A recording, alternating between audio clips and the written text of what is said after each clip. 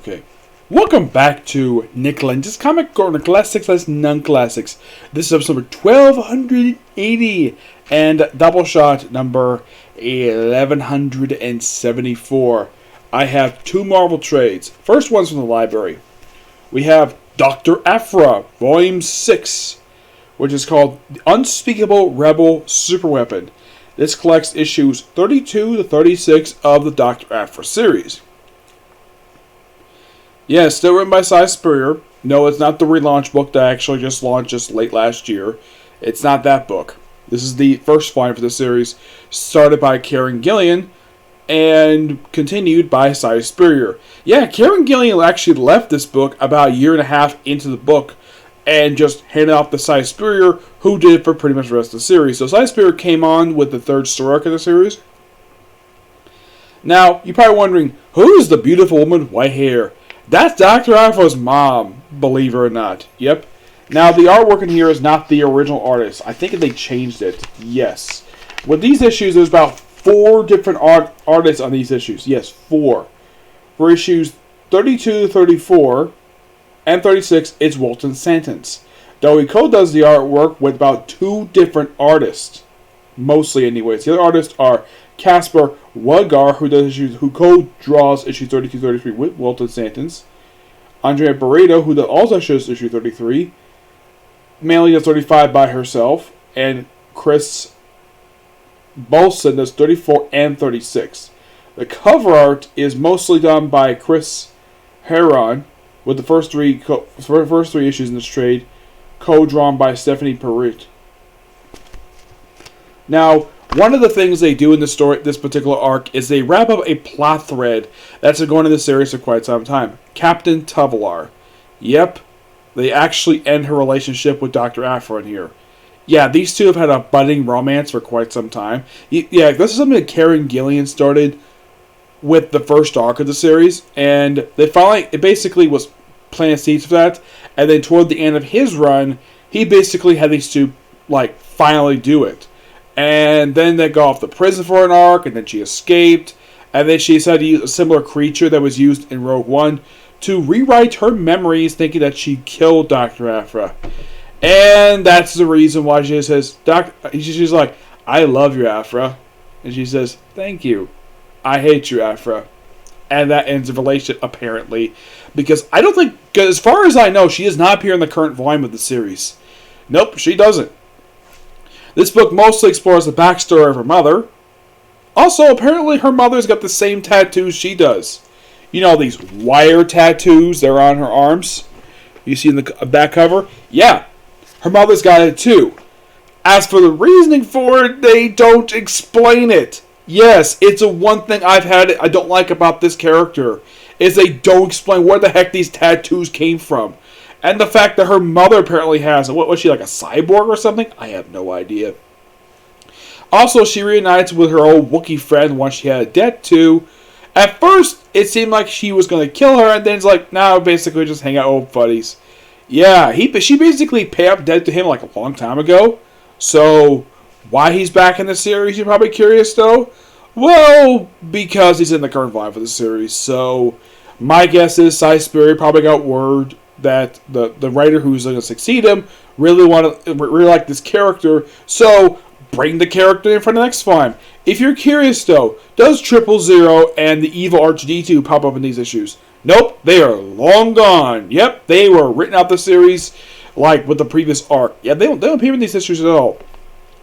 Mostly got back and forth between Dr. Aphra's childhood and present day, but this is still pretty good for what it is. Yeah. But mostly basically, they reveal her mother died protecting her, which I think any person who's a parent basically appreciate that. Though, I think it's I don't know if it's a good or bad thing. They ended the relationship between Dr. Aphra and Tuvelar. Yeah. Tuvelar has joined the Resistance. Well, basically, at this point, it's a rebellion, not the Resistance just yet. Yep, this period of time, it's a rebellion. Though this book ends, basically, her being reunited with Darth Vader. Well, actually, no, it's just basically It's her being reunited with Dr. Aphra.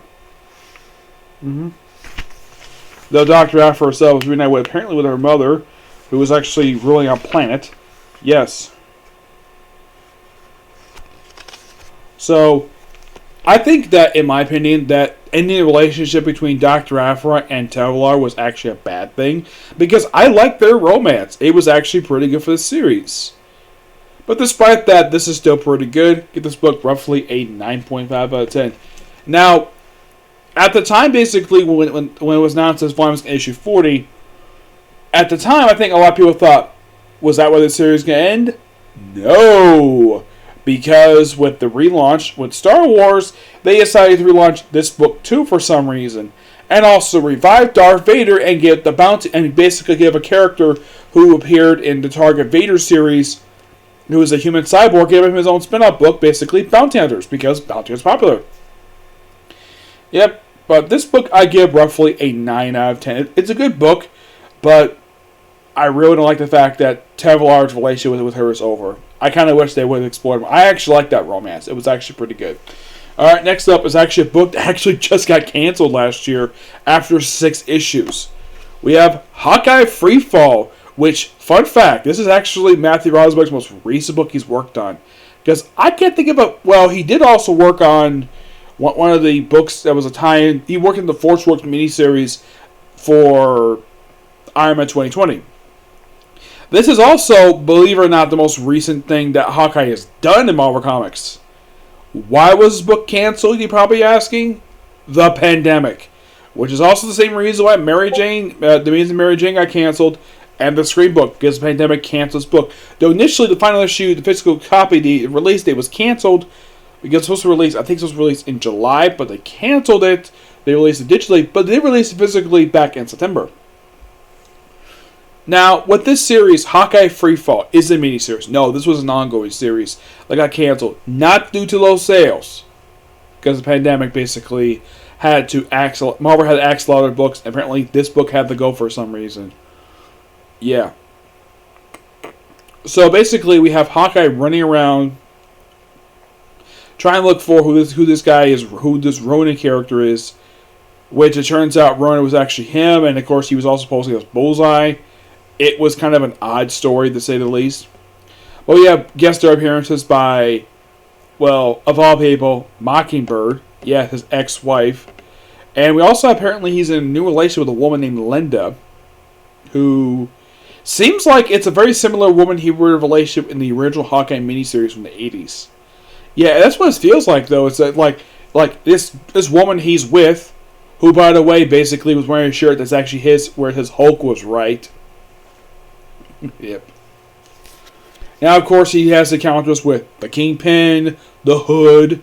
Yes, the Hood is out of jail.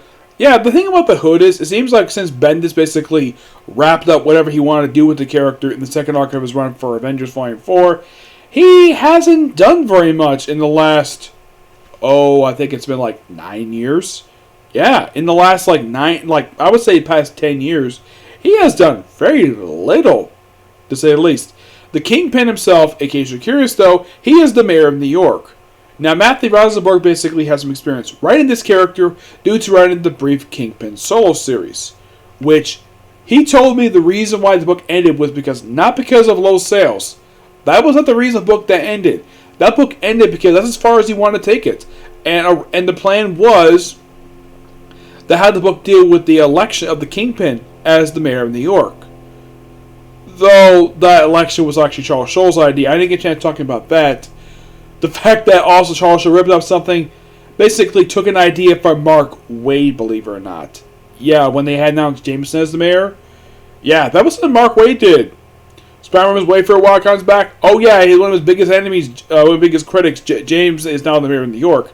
And kind of similar thing happened with Daredevil. Daredevil was away, though in the case Daredevil, he's not off in their dimension for a few months. In case Daredevil is out of the country, dealing with the Hand, and he comes back, and his arch nemesis is basically the king, is now the mayor of New York, which they were investigating voter fraud, about the end of shows from, but apparently that just got cut off because Chip Zdarsky was not interested in that at all. Though I'm loving his run so far.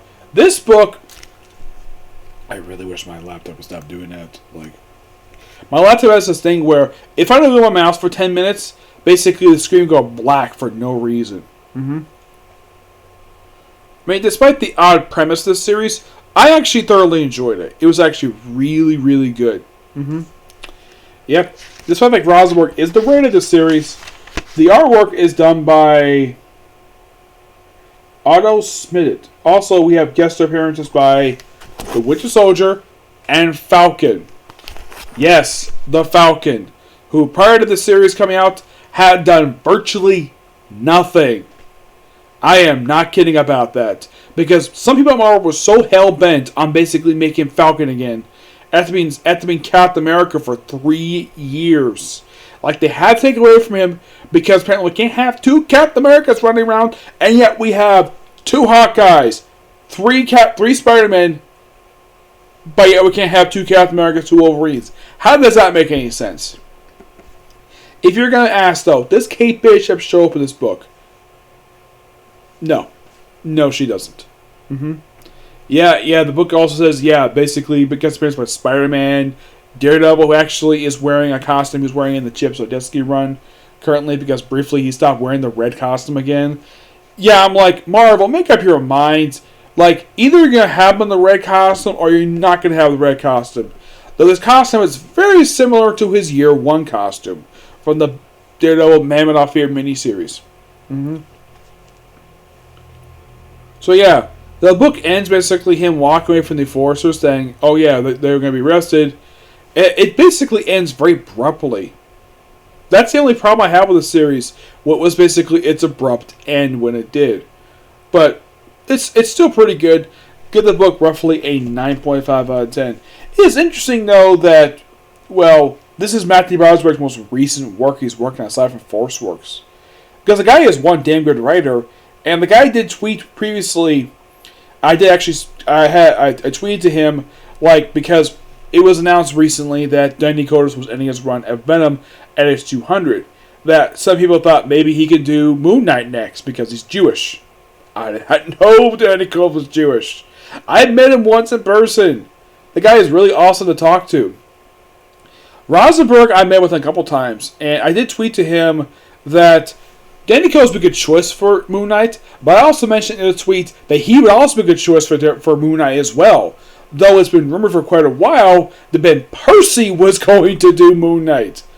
But as far as I can tell, that hasn't happened yet due to reasons at Marvel. Apparently Marvel's hesitant to giving Moon Knight an ongoing series again. I mean, I love Moon Knight. He's one of my favorite characters at Marvel, and yet they just don't want to give an ongoing series for some reason. Yeah, so that's a particular review. Next comic, now I'm doing our comic corner. Focus on Miss Marvel, the start of the new era for Miss Marvel, which actually just ended, believe it or not. Yeah, I'll discuss that in my next video. Okay, see you next video. Bye.